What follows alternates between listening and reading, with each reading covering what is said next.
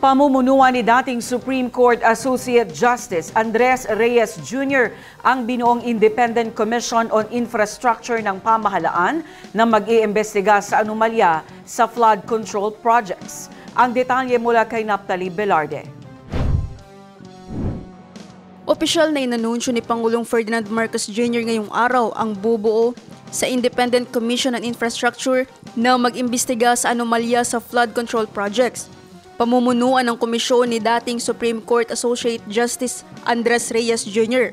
Magiging miyembro sina Rogelio Babes Singson, dating kalihim ng Department of Public Works and Highways, at Rosana Fajardo, isang certified public accountant at kasalukuyang country managing partner ng SGV and Company.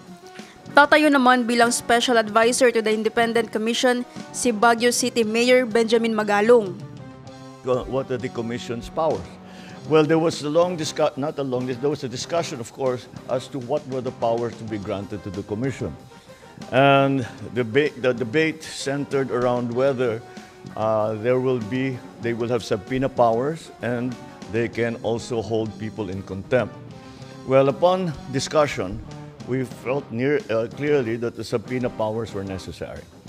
However, the contempt powers, the power to hold people in contempt, I think was not necessary, simply because this is not a prosecutorial body, this is an investigative body.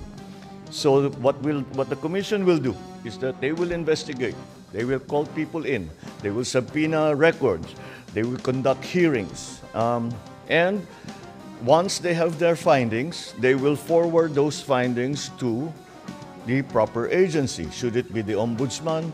Should it be the DOJ? If it's an administrative case of government employees, Civil Service Commission, and all of the proper agencies, doon na sila magrekomenda. And if such personalities continue to avoid or